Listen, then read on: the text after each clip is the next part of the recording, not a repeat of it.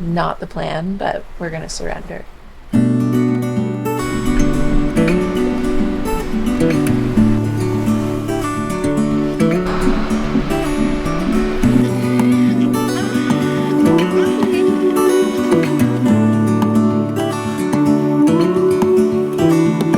Look ahead, the sea is calm, and I know we've been through a lot, but just wait. So while these are the first clips that I got on the day that I ended up going into labor and giving birth, it actually started about an hour before these clips, where I woke up to a jab in my ribs and it felt almost like a little puncture and a trickle of water. It was a very small trickle of water, so I wasn't actually sure if my water had broke. So I decided to just try and go about my day and see what happened, and went downstairs, got Easton some breakfast, asked if he wanted a brother. You want to have a baby brother? Yeah. Oh, no. I hope so, because you have been coming.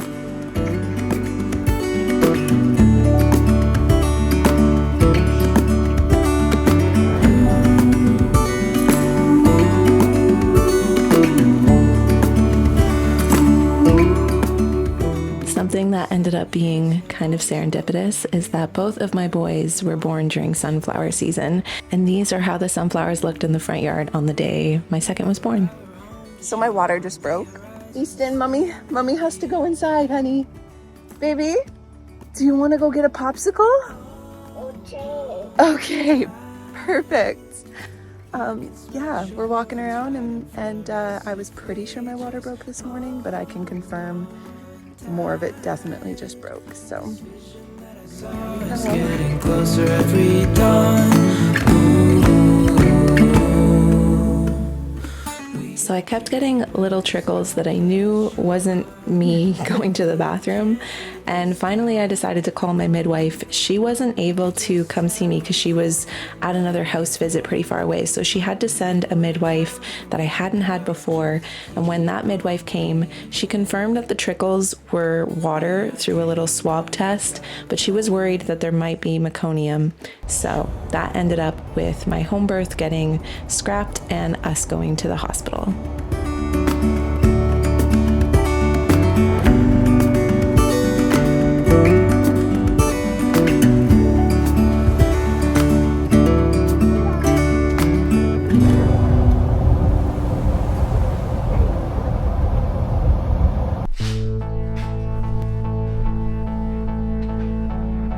Is it recording? I think live. Is it recording? Hospital. Yeah. What? I couldn't hear you. My earpods were singing. Live. Oxytocin is officially flowing. I'm pissed at it. Yeah, you definitely feel like contractions. Not the plan, but we're gonna surrender.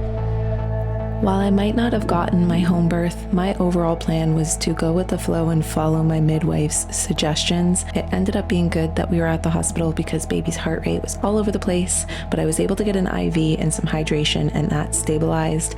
And then we were able to hang out while I got induced, just because they were worried about the baby's stress with the possibility of meconium, which luckily there turned out to not be any. Come here, bud. What? What'd you say? Huh. Then my sister arrived and took over filming. How you feeling, Caul? And we had this ongoing joke all week. While I was waiting to go into labor, I kept sending Michael Scott memes, and then we turned this into a Michael Scott birth vlog. So enjoy. Regular control. Regular. Oh my God, something's happened. Like, Where are you at on the pain scale now? I feel like I'm dying inside.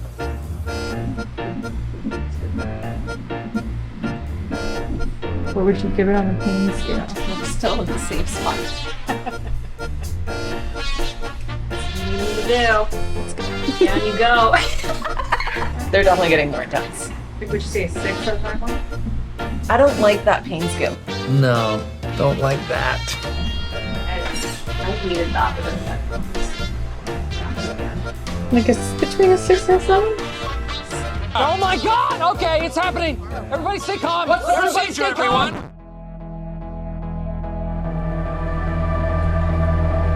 Lay across the land,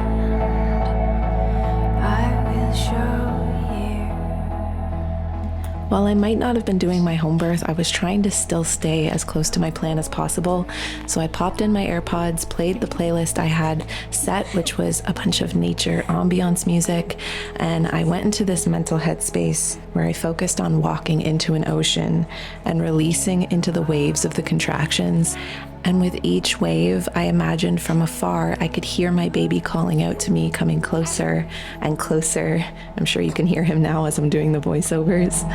As this all unfolds, you will not be forgotten. As the contractions were picking up in intensity, I just really stayed in that headspace, and then outside my window we spotted the moon, so I asked everyone to open the blinds, and I just focused on the moon and the ocean and the music and just totally zoned out into my own space until I made it to transition. You're really zoomed in, aren't you? I can see it in the window.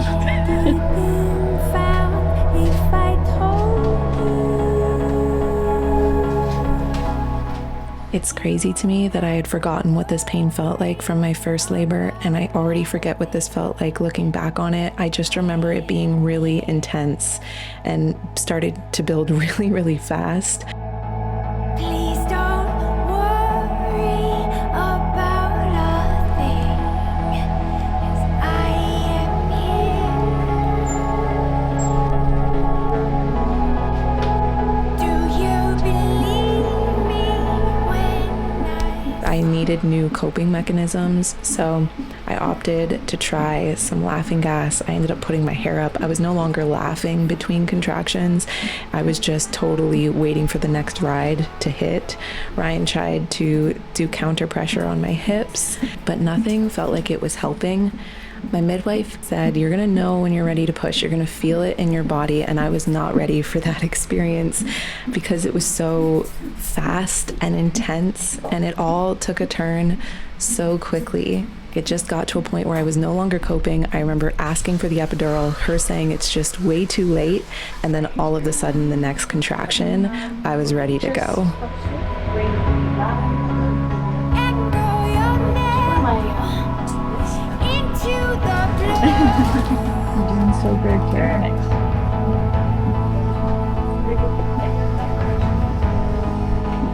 10 million years and counting for you.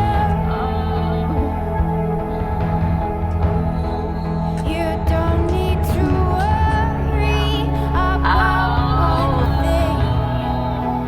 I am here. Please don't worry about one thing. I am here. Honey, don't worry about nothing. I'm still here.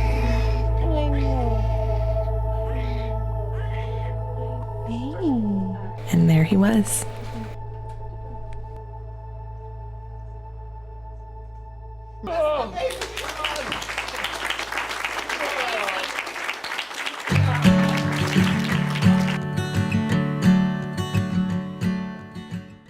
So our baby was born on Caul, which means he was still wrapped in the amniotic sac, which was something that my midwife hadn't seen before and something we had never heard before, but was really cool. I ended up staying overnight with baby so they could monitor his blood sugar, and Ryan went home to go get Easton. It's officially the next day. I am very tired. I haven't actually slept.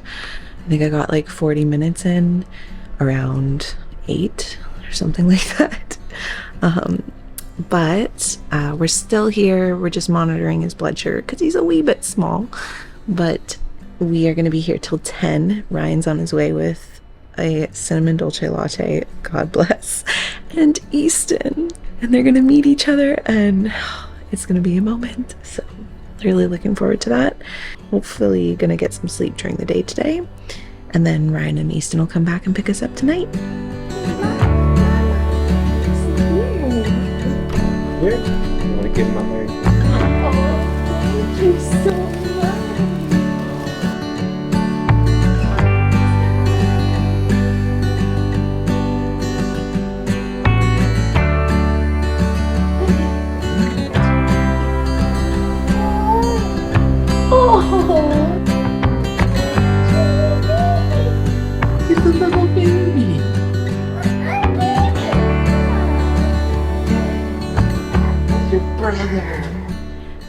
baby and I ended up having to stay an extra night in the hospital just so he could get some final tests done the next morning.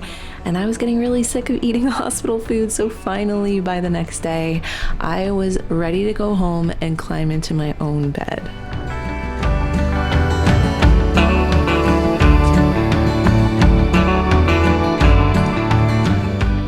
Just got the okay to leave.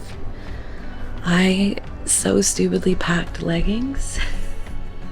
I was not thinking because we weren't supposed to come to the hospital, so yeah, I brought leggings and a tight shirt. So I just texted Ryan and was like, can you bring me sweatpants and a cardigan?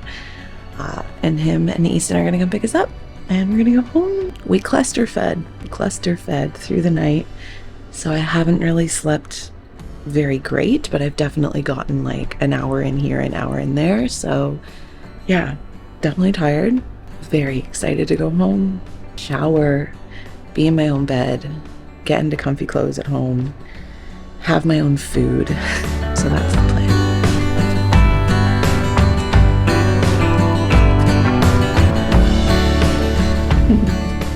Easton was so excited about his little brother. It was the cutest thing ever. And once we finally made it all the way back home, we showed little Landon his new earthside home. Then I finally jumped in the shower, which felt so good after labor and delivery and 2 nights in a hospital. And then Landon and I began our postpartum journey. I climbed into bed, threw on some Gilmore Girls, and the next vlog you'll see is all about week 1 postpartum.